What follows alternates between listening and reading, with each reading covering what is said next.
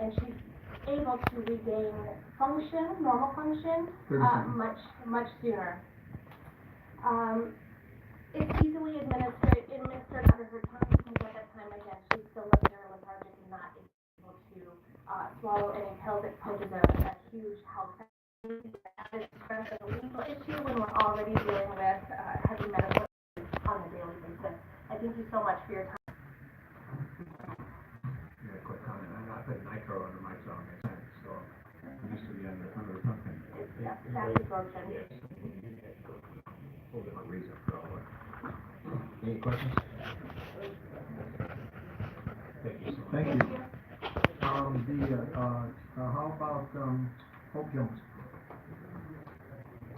2 minutes. Scientist, so I'm going to give it my best. My name is Hope Jones, Dr. Hope Jones, Mr. Chairman and members of the committee. As a plant scientist, it appears to me that the many senseless arrests and prosecutions of patients is based on a lack of understanding of plant anatomy.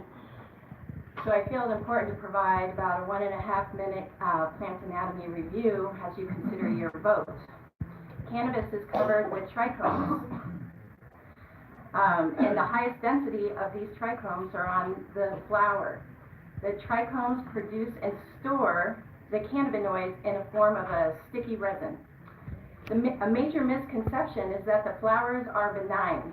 This is factually incorrect because it implies a difference in the dose of active ingredients, as though the flowers are relatively lacking cannabinoids.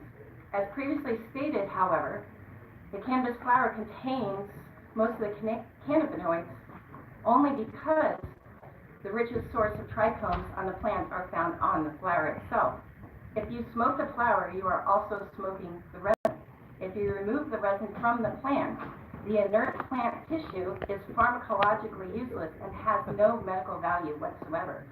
Therefore, the trichomes are the primary source of material used in commercial production of concentrates, including hashish. Hashish is simply a resin that's collected from the trichomes of the plant, and all compounds within the collected trichomes that make up the hashish are in their original form, have undergone no chemical modifications. One process of deriving hashish is called finger hash. 15 seconds. Thank you. This is similar to what happens when you handle Cheerios or Cheetos, a bag of Cheetos. It gets red on your fingers. I bring this up because a practical standpoint, it's impossible to handle the cannabis flower without trichome resin sticking to your fingers or gloves, or to store cannabis flowers in bags or containers on the dispensary shelves.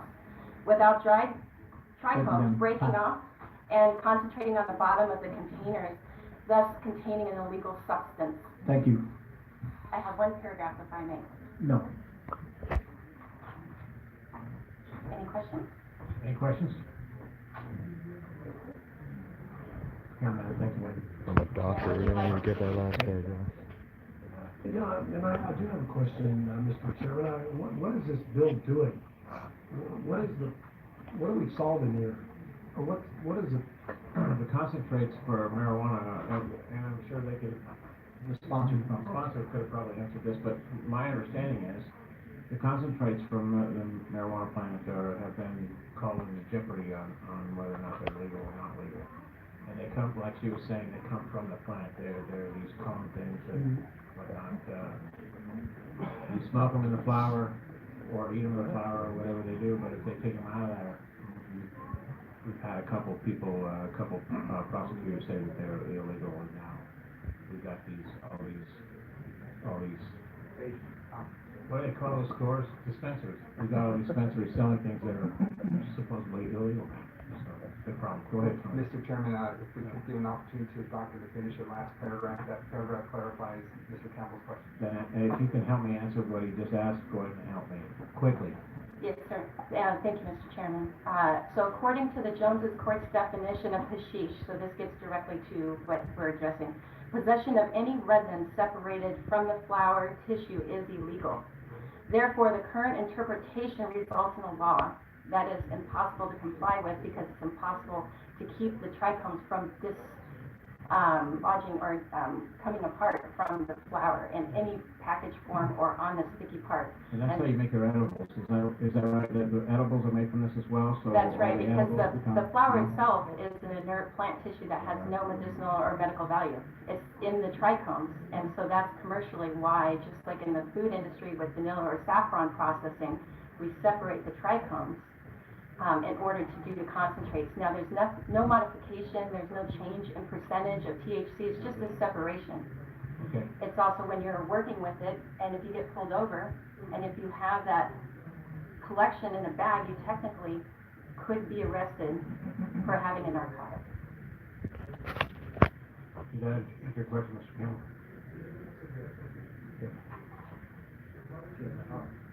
Oh, I'm sorry. And you may be the person to answer it, doctor. Tinctures like Emma is using, so that she doesn't have to smoke cannabis, can't be produced without separating out the trichomes and in some cases being found to be illegal. Is that correct? In home, it is something that is really difficult to do without saturating the flower in an alcohol, which obviously if you're providing this tincture to a child is not the way that you would want to process that tincture. Whereas commercially, just as if in the food industry, for example, with the saffron or vanilla, for example, there are other ways to process it without using alcohol, and it's possible to make these medications that you can safely give to children. Thank you. So what about, can you comment on the health crisis in Colorado created by legalizing the marijuana plant? Mr. Chairman, and Representative Kern, I would love to, and if I had the data to actually be able to speak to it directly, because most of what you hear is anecdotal. And what we would really need is data from clinicians and from other systems, and I can tell you anecdotally that it is in direct conflict with what you're hearing from other individuals that are in opposition, and without data, I don't think we're getting into a battle of what ifs. And I think bringing down the definition of marijuana actually hurts us instead of helps us, and I really believe that it's probably more for profit than it is for public health, my opinion only. And you're in favor of the bill, so I just wanted to know your comment. Just like you. Yeah. Thank you. Yeah. I like to think that at least I'm thinking from a perspective of science and trying to provide medication to And to that point, I'm thinking of it from a perspective of public safety and public health, not from science, not from profit. I may add the black market will take this over if we don't do something about it, and I'd rather, from a public safety perspective, understand that as well, because we actually are doing quite well when it comes to curbing black market, and this just only feeds into the black market problem. Just a kind of point. Anecdotal evidence, which we hear a lot of, has a place. Anecdotal evidence is something which steers researchers to do true scientific studies to see if, in fact, the anecdotal evidence supports the claim versus simply being placebo or something like that. But at the same token, there's plenty of data floating around, some of the good, some of the bad. And you can't pick and choose. This legislature many years ago picked and choose for cancer treatment, something which has been totally destroyed. It was on the books because this legislature, instead of deferring to impartial panels to judge the evidence, there's a lot of data out there, and we do have a panel which has traditionally reviewed data to see if drugs can be used, and that's the FDA. The FDA has not certified marijuana for any medical usage, although there are several areas I am told to avoid my having to explain my vote later on. I'm going to be voting against this because it's anecdotal and it's not data that's been cleared through the neutral agency that we've used for decades to make sure that our drugs are effective and safe.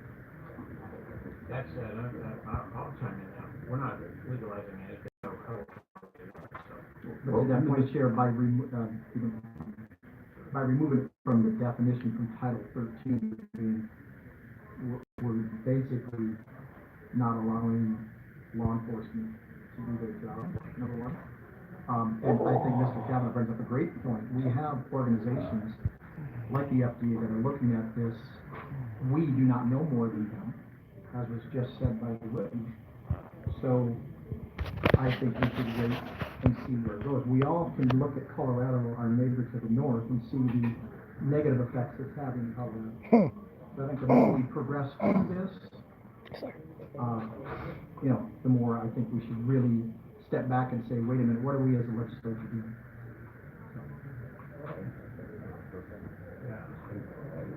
Thank you. Thank you. So, let's, ask Trish Hart to come on. Chairman, members of for the record, my name is Trish Hart, and I'm here today on behalf of Greenwich Biosciences. Greenwich Biosciences is a pharmaceutical company that manufactures FDA pharmaceutical drugs that contain cannabis.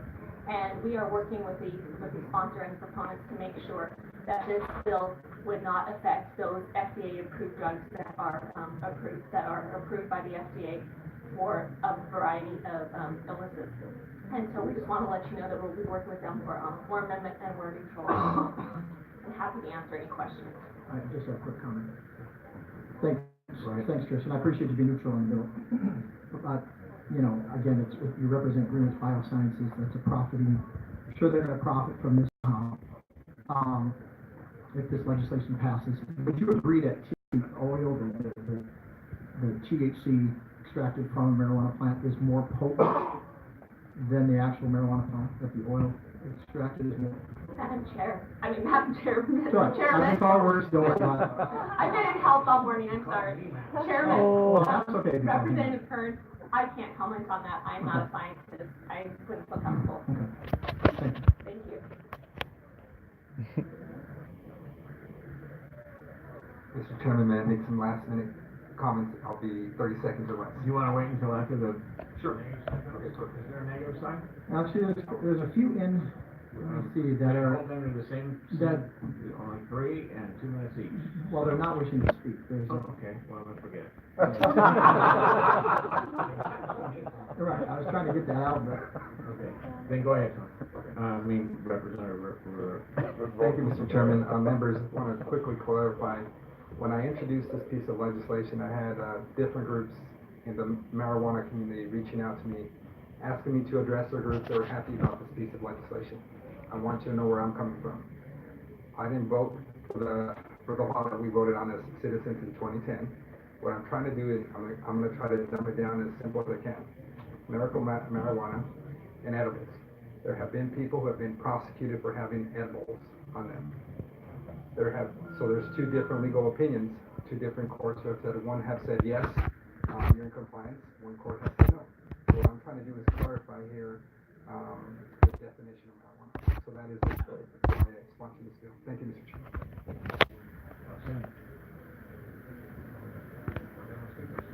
Yes, sir. Mm-hmm. I signed in to speak, and they won't even let me speak. Let me see here. Mr. Chair, I move that House Bill 2149. You see the class recommendation? No, nay.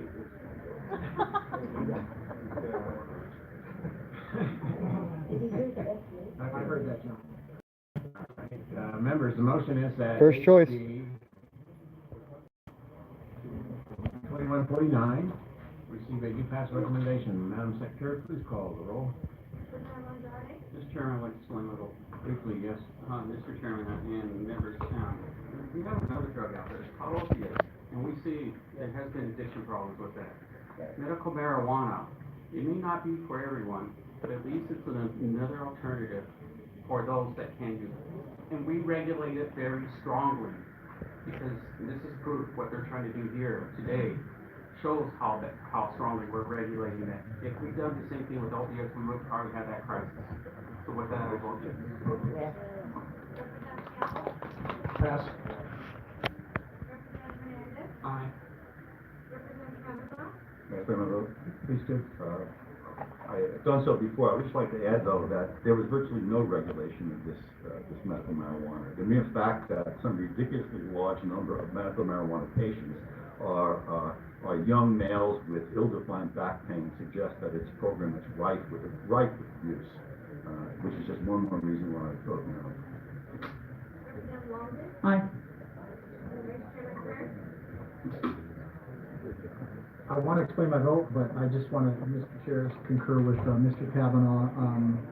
In case in point, I went to go get my haircut the other day, and they were right next to one of these dispensaries, and the people cutting my hair were talking about the clientele outside the dispensary, the fact that they're there's more and more crimes being committed in that parking lot. There's more and more, they're more and more afraid to even come out of a job. So I agree with Mr. Kavanaugh that it's not regulated well, and I think by removing or tweaking the definition, I think does a disservice to public safety and does a disservice to our constituents without looking at all the factors. We are listening to people that are going to make a problem if we pass this bill into law. We are listening to people that, up in Colorado. I think if the people of Colorado were to look at this situation again and try to remove some of these laws, I think they would be very much in favor of doing that. So with that, I'm adamantly no against this bill. I vote no.